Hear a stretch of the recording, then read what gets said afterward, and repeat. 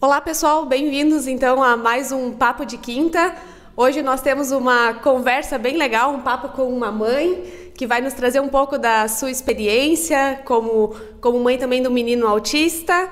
Então fica ligado e acompanha a gente aqui. Já lembrando, te inscreve no nosso canal, ativa o sininho e também dá uma checada aqui na descrição que tem os links das nossas outras redes sociais para tu também nos seguir lá.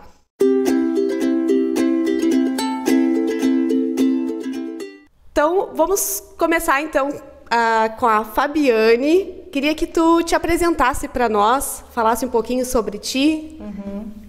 Bom, então, tu já disseste, meu nome é Fabiane, eu tenho 38 anos, quase 39. Eu sou formada em música e artes visuais, essa é a minha área de atuação, e apesar de eu trabalhar mais focada aqui na Igreja Luterana, eu tenho essa vivência da música e das artes sempre muito presente na minha vida, e isso faz toda a diferença, né? Até aqui no assunto do canal, para a gente falar um pouquinho sobre autismo. E eu tenho um filho de 6 anos, o Vitor Hugo, que é autista, que graças a Deus e a pessoas que estão à nossa volta teve diagnóstico muito cedo, em torno de 1 ano e 2 meses, mais ou menos. E desde então, essa semana ainda estava me lembrando que tanto a psicóloga quanto a fono, ele já está há 5 anos em intervenção com elas, né, fazendo esse trabalho. E a gente então teve a possibilidade de começar muito cedo a intervenção e a gente dia a dia vai colhendo os frutos também, né, desse compromisso com o desenvolvimento dele. E isso tem sido especial, desafiador, mas também eu acho que assim a informação que a gente tem hoje também ela é muito estimulante para a gente de fato buscar, né, as terapias e tanta coisa que a gente pode fazer em casa e que a gente pode estimular nossos filhos e principalmente eu acho que lutar pelo espaço deles, né? Lutar para que eles sejam amados, reconhecidos e valorizados como cidadãos que eles são, não como quem eles podem se tornar se tornarem menos autistas, né? Então acho que isso é bem importante. Então, atualmente ele está com 6 anos? 6 anos. 6 anos. 6 anos, está na escola regular, estuda numa escola regular, está na primeira série. O Vitor Hugo já sabe ler, escrever um pouco preguiçoso, aí as adaptações também, né, do currículo, porque ele tem bastante facilidade com o computador. Então é bem legal que a escola tem dado essa abertura que ele possa trabalhar com tablet e a gente possa adaptar as atividades, a psicopedagoga também. Mas é bem gratificante assim de ver que ele tem o cognitivo preservado, então ele consegue dar conta dos desafios da idade dele. A gente fica bem tranquilo, assim, acho que como pai talvez essa seja a palavra, né? A gente vai se tranquilizando em relação aos desafios que a gente sabe que são cada vez maiores, né? Pai e mãe sempre tem uma certa apreensão quanto a esses desafios que a gente vai enfrentar em cada fase da vida, né? Sempre é um desafio diferente, a criança está aprendendo, está buscando. Queria que tu contasse um pouquinho, a gente já falou um pouquinho que ele está na escola, que ele está com 6 anos, como é que foi lá no início, assim, quando vocês descobriram o diagnóstico, como é que vocês passaram para a família, como é que foi esse processo, assim? Na verdade, quando o Vitor Hugo tinha 1 ano, a minha sogra, que é pedagoga, foi alfabetizadora, séries iniciais, a vida inteira é aposentada, ela já tinha comentado que ela estranhava que o Vitor Hugo não olhava muito nos olhos. E outras pessoas assim próximas, mas nada assim muito incisivo. E de fato, assim, aí quando a Fernanda, que era então a nossa babá, hoje é terapeuta ocupacional, eu comentei com ela essa preocupação da minha sogra, ela me disse, mas o autismo é um espectro, né? Pode ser que ele tenha, e ela comentou que ela já tinha reparado algumas coisas, porque o Vitor Hugo teve um desenvolvimento muito tranquilo, assim, com 11 meses ele caminhou, ele era uma criança que comia bem, que dormia bem, que a gente sabe que são, né, não sei se dá para dizer comorbidades, mas crianças autistas que não dormem bem, ou que têm, desde logo, problemas com textura de alimentos, ele não teve nada disso. São características bem fortes, né? E o desenvolvimento motor dele sempre excelente, eu acho que depois do diagnóstico, com 2 anos, ele já tinha pinça, já desenhava, né? Então, eu comentei com ela sobre isso, porque eu tenho uma prima autista e Down, que tem bastante severo, até o grau de... até pela falta de intervenção, né, já adulta hoje, E quando alguém me falava sobre autismo, era esse o quadro que eu tinha, desse quadro mais clássico. Eu não sabia do espectro, eu não conhecia o que então se dizia síndrome de Asperger, que é, né, a mesma coisa. E aí a Fernanda me explicou que era esse espectro, e aí eu disse, não, onde é que a gente tem que procurar ajuda então? Aí já procuramos uma neuropsiquiatra, e a consulta para 3 meses depois, porque a demanda é muito grande, mas nesse meio tempo assim eu já estava tranquila, tipo, não, meu filho é autista. E aí a gente, com aquilo que a gente tinha, e a internet, aí o Lagarta Vira-Pupa estava assim, começando a ser conhecido, a gente ia fazendo as intervenções e buscando fazer aquilo que estava no nosso alcance, até que finalmente nós fomos na psicopediatra, na neuropediatra, e aí ela colocou em observação, já indicou que a gente fosse a uma fonoaudióloga, procurasse a psicóloga, colocasse ele numa escolinha, porque ele estava com 1 ano e meio, e aí a gente foi gradualmente inserindo essas coisas na rotina dele. E a questão da família, aí teve esse período de 3 meses que foi um pouquinho mais assim, a gente guardou para nós, porque a gente não tinha o aval do médico. Sim. E mesmo assim, depois que a gente teve o diagnóstico, eu me lembro de algumas vezes, algumas pessoas me dizerem assim, será que, olha, essa criança não tem nada, né? Não é demais o que vocês estão fazendo? E eu pensava, estímulo nunca é demais, né? A criança não perde por ser estimulada nessa idade. Então, ele não tomava nenhuma medicação, ele ia na fonoaudióloga e ele ia na psicóloga, que ajudava a gente e também ele no desenvolvimento. Então, mas conforme a criança vai crescendo é que essas disparidades vão aparecendo, né? Por isso, assim, gente, até hoje eu penso, tem médico, psicólogo, que a criança é diagnosticada com 2 anos e diz, não, mas não te preocupa, teu filho é autista leve. Não tem como saber, porque com 2 anos as crianças são basicamente a mesma coisa. Se não tem um atraso motor significativo, se não tem a questão do hiperfoco muito acentuada, com 2 anos tu não tem como dizer para uma mãe, para um pai que o autismo é leve. E aí tem até, eu acho que também do Lagarta Vira-Pupa que ela escreve, né, de uma outra mãe que comentou que é o segundo luto, que é quando tu encara a realidade do teu diagnóstico. Tu achava que só ia te trazer alguns comprometimentos e tu vê que o desafio é um desafio para a vida inteira, né? Então, aí nesse meio tempo a gente ficou mais para nós, assim, para que quando tivesse então o laudo ou aquele aval da médica, a gente pudesse dizer para a família. E aí foi um processo muito interessante, porque a minha família, né, minha e do meu marido, a gente começou a se interessar mais pelo assunto, claro, aí todo mundo leu O Mundo Singular, da Ana Beatriz Barbosa, que é aquele livro famoso, então nós compramos e passou, né, de tio para tio, de família para família. Então eu percebo hoje que a partir do Vitor Hugo, quantas pessoas são muito mais conscientes sobre o autismo e as necessidades especiais, porque a gente tem um filho com necessidade especial. Me lembro, assim, de uma ocasião que a minha mãe, ela mora perto de onde era o centro do autista, e ela um dia estava na sala de costura, que é na frente, na garagem, e eu ouvi um barulhinho tipo que o Vitor Hugo faz. E ela pensou, mas será que eles vêm aqui hoje? A Fabi não me avisou nada. Aí abriu a porta, tinha um senhor, um menininho, e aí o senhor disse, não, senhora, a gente já vai sair daqui, eu tô só esperando aqui com o meu neto. A mãe disse, não tem problema. Eu disse, estou esperando aqui. Que a gente vai ali no centro. Aí a minha mãe disse, eu notei pelo som que pensei, será que é meu neto? Porque o meu neto é autista. E aí o senhor disse, meu neto é autista, a gente está levando ele lá. Então, olha, né, a sensibilidade desse ouvir, ela percebeu, e outras situações assim que eu me lembro da minha sogra, da minha mãe me contando que viram crianças e perceberam que tinha, né, alguns traços de autismo, e aí interagiram com os pais ou com as pessoas que estavam juntos. Então, a gente se torna muito mais atento, né, quando a gente... E é um tipo de conscientização que não é uma campanha simplesmente que faz, né, é tu inserir no teu dia a dia, de fato. Por isso a inclusão nas escolas também é tão importante. É fundamental a gente estar com a mente aberta para receber tudo que é informação nova de uma forma diferente, né? Porque tu colocou na tua família, já tinha uma prima com autismo, com Down, né? Vocês já tinham, de certa forma, uma experiência, se dá para dizer, com pessoas com deficiência. E mesmo assim, a gente precisa estar sempre de mente aberta, né? Sempre renovando conceitos, porque o mundo muda, as pessoas mudam, né? Graças a Deus, as pessoas mudam e o mundo muda, né? Isso é muito legal. E tu falou também do psicólogo e da fono que ele já fazia antes de ter o diagnóstico. E isso também é uma dica muito importante para todo mundo, porque a gente não precisa ter um diagnóstico fechado para de fato ir procurar um estímulo. Porque nem sempre a gente tem um diagnóstico fechado. Que bom que hoje a gente tem recursos e a gente consegue procurar auxílio com muito mais flexibilidade, com muito mais facilidade.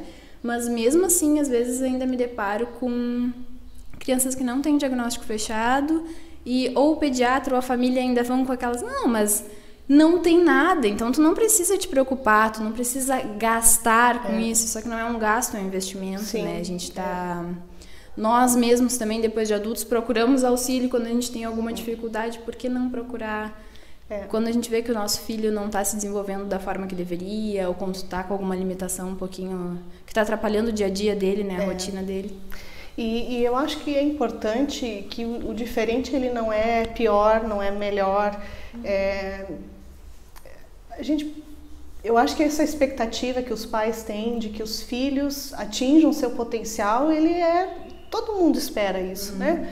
E às vezes crianças que não têm nenhuma dificuldade, né, no sentido assim, não são autistas ou não têm Down, ainda assim os pais também se preocupam, porque o mundo tá aí, a vida tá aí, a gente não sabe o que espera os nossos filhos, né? Em muitos casos eu digo assim que de certa forma o autismo nos protege de tantas coisas. Porque o Vitor Hugo, ele não tem essa coisa assim, por exemplo, de querer o que o amiguinho tem.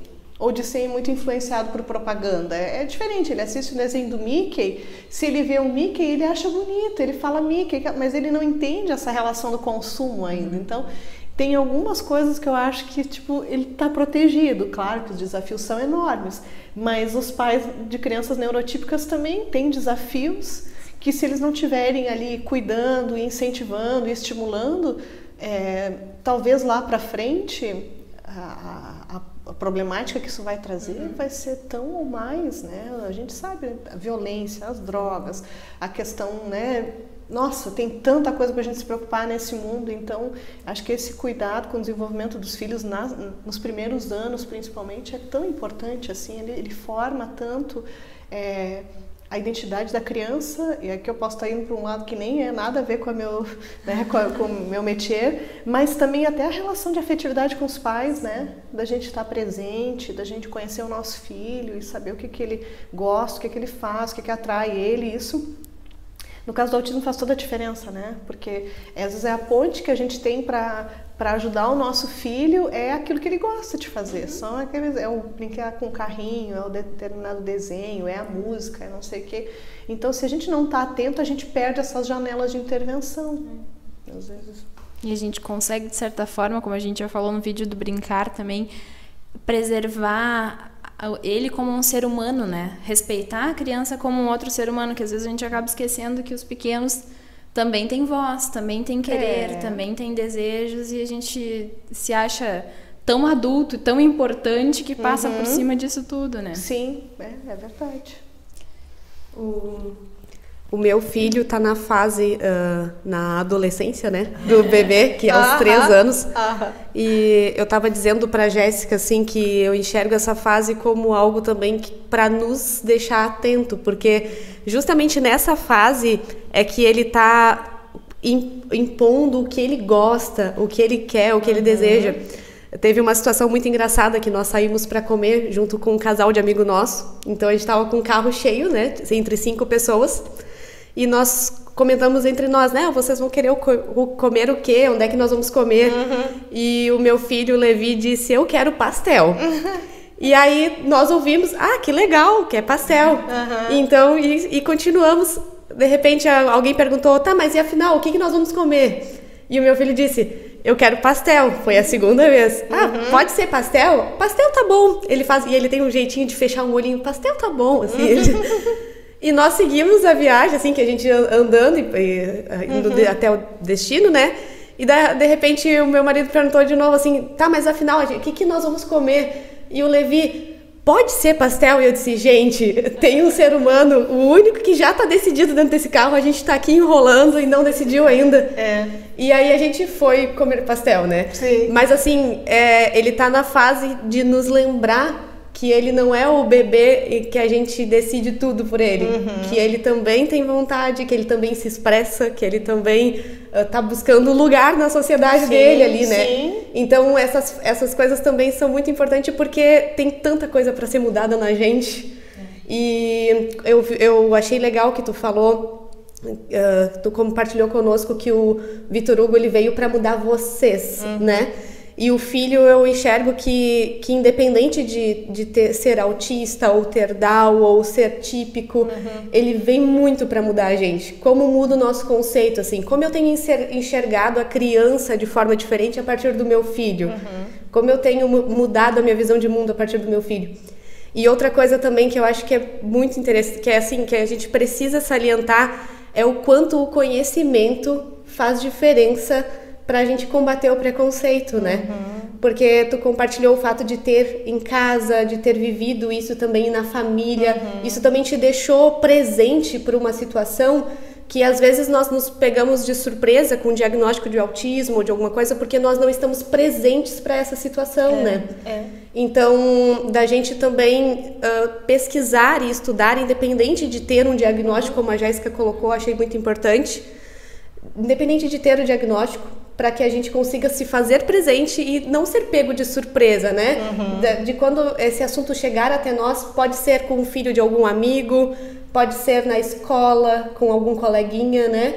Da gente também cobrar isso, né? Onde estão as crianças autistas dentro da escola? Onde é que estão as crianças com deficiências que elas existem, né? Sim. Nós andando no centro da nossa cidade e conversando a respeito da acessibilidade, porque nós ficamos presentes para a questão da acessibilidade porque nós estávamos com um carrinho de bebê. Até então a gente não tinha se dado por conta do quão difícil é. Nós sabíamos que era difícil, mas o quão difícil é, a gente só ficou ali na vivência. Então, e a gente conversou sobre isso. Poxa, por que a gente precisa se chocar cara a cara para então estar presente? A gente pode buscar esse conhecimento antes, a gente deve buscar o conhecimento antes e combater o preconceito justamente procurando saber mais sobre as coisas, né? E acessibilidade não é favor, né? Acessibilidade é o direito que todo cidadão, agora a gente está falando do Brasil, o cidadão brasileiro tem de andar na rua. Então, poder andar, né, com a sua cadeira de roda numa calçada, sem correr o risco de sair, né, rampa abaixo por meio da rua porque a rampa é inadequada, ou piso podotátil para o cego, né, que a gente vê em alguns lugares aqui em Pelotas, o pessoal faz, né, em algumas cidades, mas ainda não é fiscalizado de fato, né? Por quê? Porque tem esse trabalho de invisibilização, eu acho, da pessoa que é portadora de alguma necessidade especial. Cada vez mais, eu acho que a gente tem visto e sido confrontado com essas pessoas, porque é isso mesmo que tem que acontecer, né?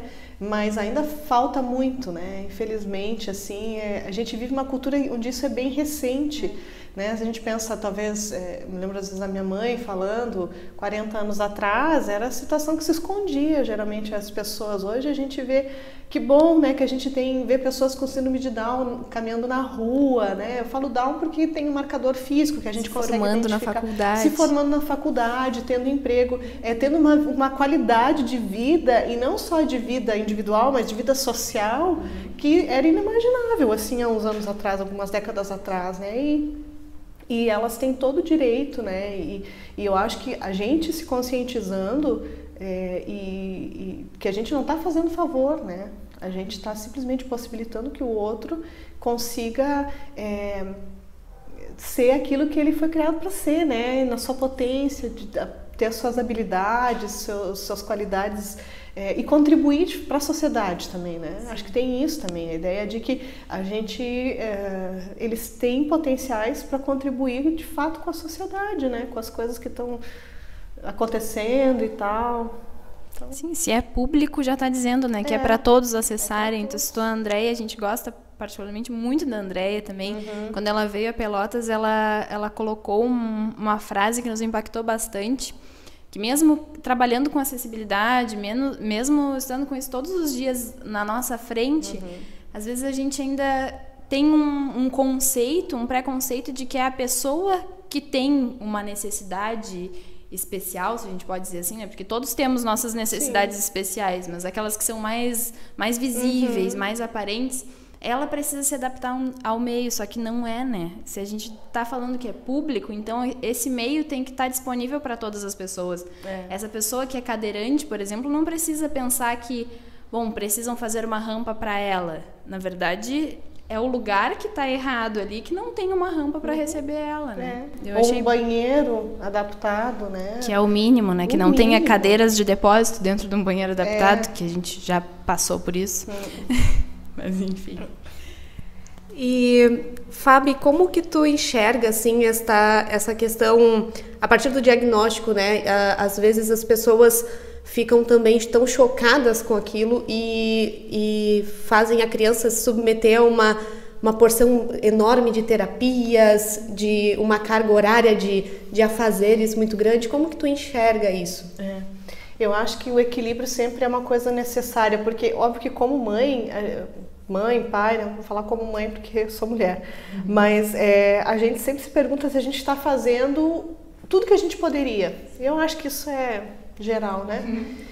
Então, sempre que alguém vem, mas quem sabe, né, põe numa ecoterapia, uma musicoterapia, não sei o que, a gente fica pensando, não, mas já está tão comprometida a agenda, o que é melhor nesse momento? Ele ter uma manhã livre ou ele ter mais uma atividade? Então, de fato, assim, buscar esse equilíbrio. O que eu percebo, às vezes, é quando recebe o diagnóstico e a gente acaba conversando muito com pessoas nas salas de espera, nos grupos, até mesmo aqui na igreja que eu trabalho, eu acabo conversando com mães e pais, né, que recebem o diagnóstico também.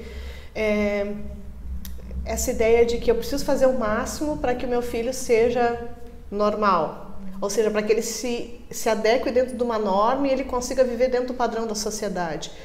E isso é uma ilusão, porque a norma, ela é uma ilusão. Todos nós somos, de certa forma, desviantes, né? E eu acho que é muito violento com a criança tu querer mudar quem ela é. Acho muito violento, acho que é uma violência com a criança.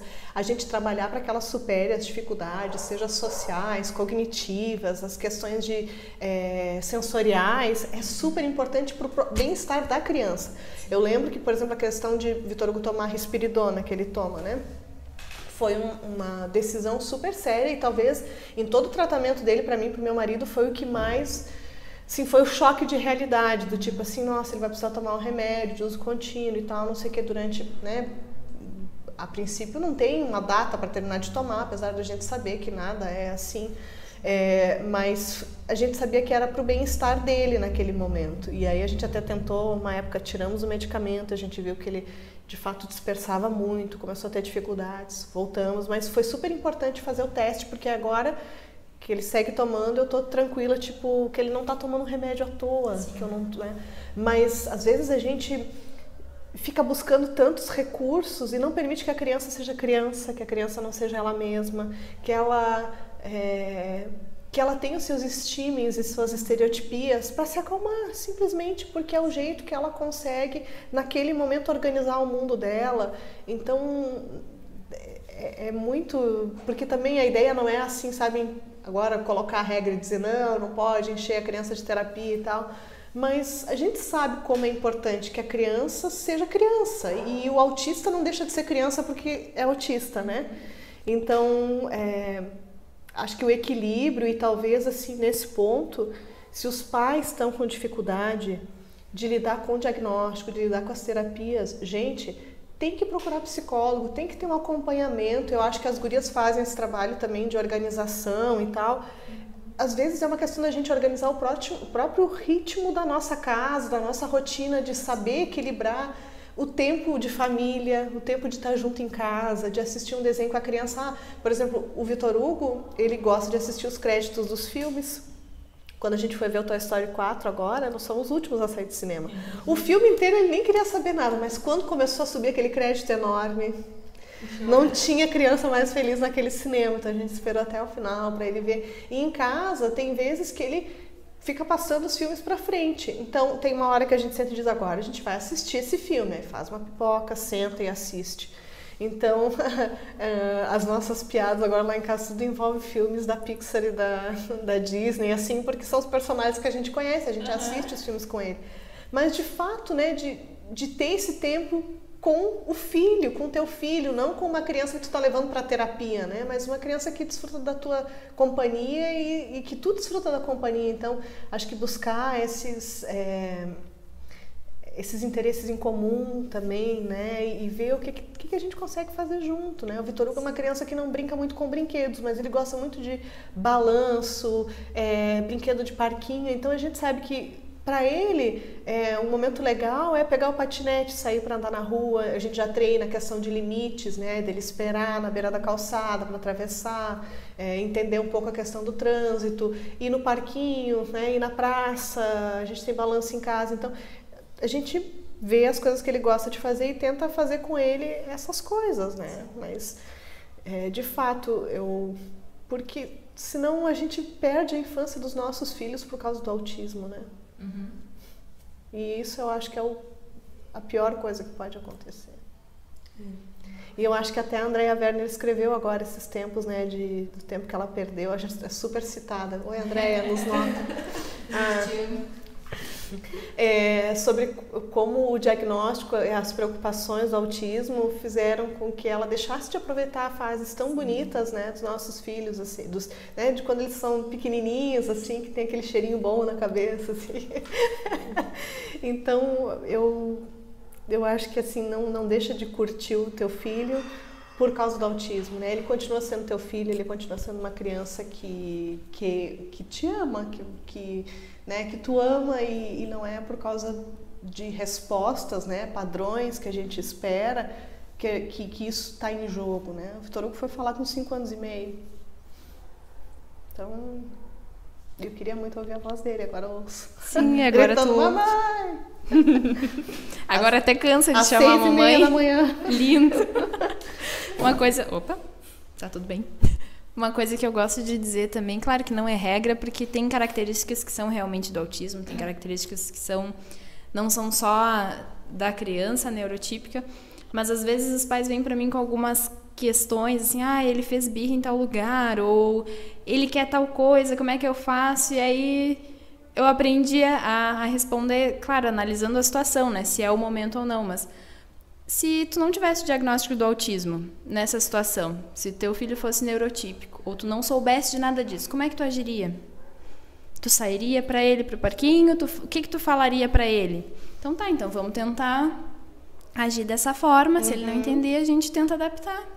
Às vezes é mais descomplicado do que a gente acha, né? A gente às vezes pode se assustar um pouco com a situação e querer complicar mais as coisas inconscientemente, sem maldade, bem por esse instinto que tu falou de pai e mãe, que é preservar e é super proteger o seu filho, como sempre, né? Como os nossos pais também fizeram com a gente. E de uma sociedade que julga muito, né? Acho que não tem mãe que vai no supermercado que o filho faz uma birra que não se sente julgado pelas pessoas que estão na volta. Então, acho que um dos movimentos interessantes é tipo, mais amor, por favor. Eu acho que se a gente vê uma mãe, um pai passando perrengue com um filho, não faz um olhar de julgamento, né? Seja autista, seja típico, seja o que for, mas a gente também pode estar nessa situação e de fato, crianças são crianças, elas não entendem tudo de uma forma tão estruturada como a gente entende, né? Então a gente tem que ter também um pouquinho mais de amor, eu acho, pelas pessoas e entender que essas situações elas fazem parte do desenvolvimento da criança. Exato. Eu não sei se tem mais uma pergunta. Eu ia perguntar sobre a estruturação da rotina de vocês, que tu já falou um pouquinho também, mas que a gente queria te questionar como é que foi introduzir essa rotina, se mudou muita coisa na rotina de vocês como família, ter os atendimentos do Vitor Hugo, ou se vocês conseguem organizar de uma forma boa. A gente já tinha conversado sobre isso esses dias, né? Mas fala pro pessoal como é que é manter a rotina, que ela é bem corrida, né? Vocês dois trabalham, ele também tem as terapias, tudo isso. Quando a gente decidiu ter filhos, né, assim, resolvemos ter filho e tal, eu já comecei a ler aqueles livros, assim, 12 horas de sono, como é que fazia, crianças francesas não fazem manha, tudo umas bobagens no final das contas, né, mas Porque Até porque teu filho não é francês, né? E cada casa é um caso, cada casa é uma casa e cada criança é uma criança. Então, o Vitor Hugo sempre foi uma criança muito dorminhoca. Quando ele era bebê, ele tirava 2, 3 sonecas por dia e dormia a noite inteira. O meu sobrinho, que tem a mesma idade, filho do meu irmão, nunca foi tirar soneca, nem quando bebê. E é da constituição da pessoa, né? Então, a gente já tinha, assim, uma ideia de como seria a rotina. E óbvio que a gente não conseguiu manter aquelas ilusões que a gente tem quando não é mãe ainda, né?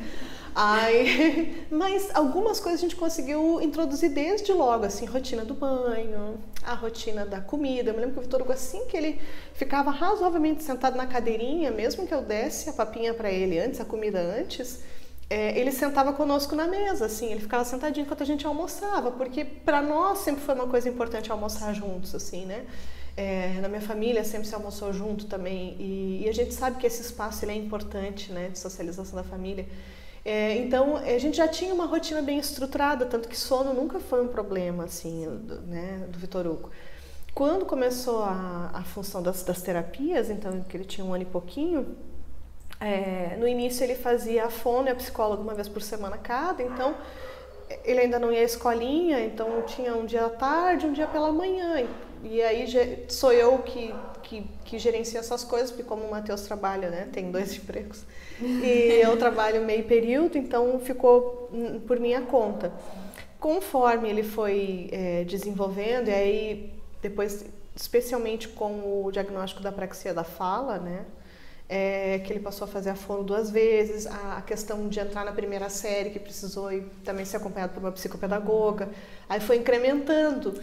Mas como também ele já tem uma resistência maior, uma concentração melhor, então a gente conseguiu condensar em 2 manhãs por semana, agora tá bem legal, assim, mas é uma maratona, assim, por exemplo, hoje de manhã, hoje até ele acabou indo no dentista, mas às 9 horas tem a psicóloga, às 10h15 tem a fono, então dá bem certinho.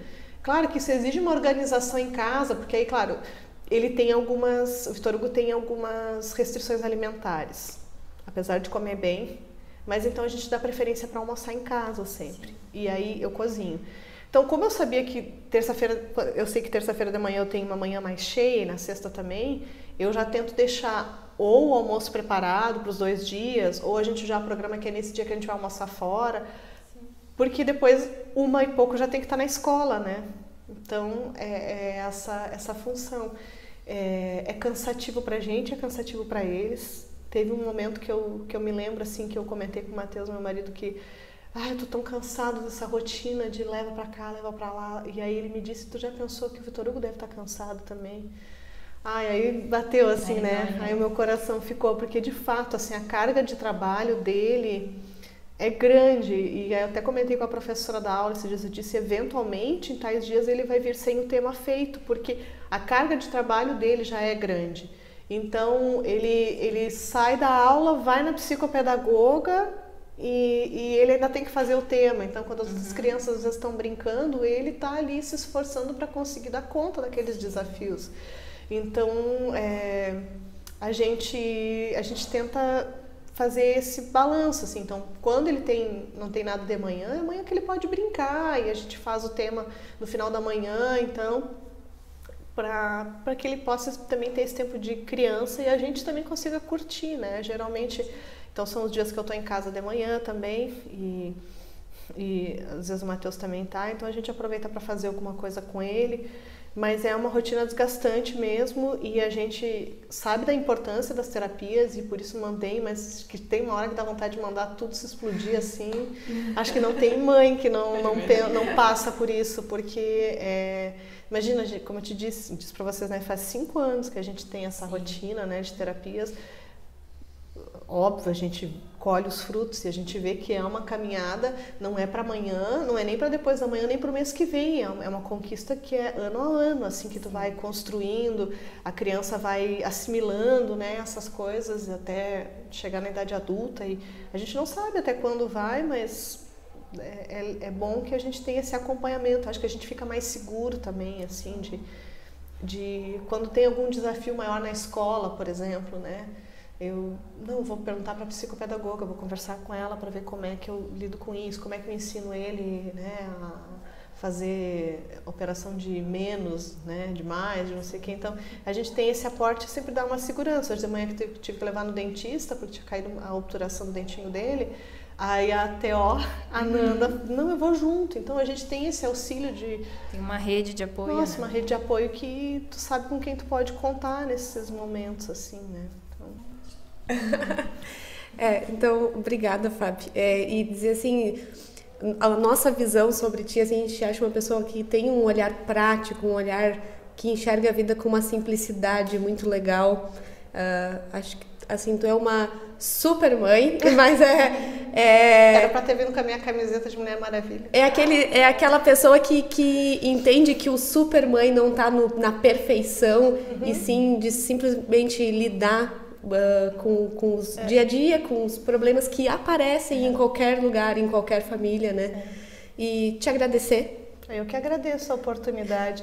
Tu falou isso agora, só vou dar um último adendo, prometo. Eu estava conversando com a Fernanda essa semana também, que a gente falou da importância do afeto, né?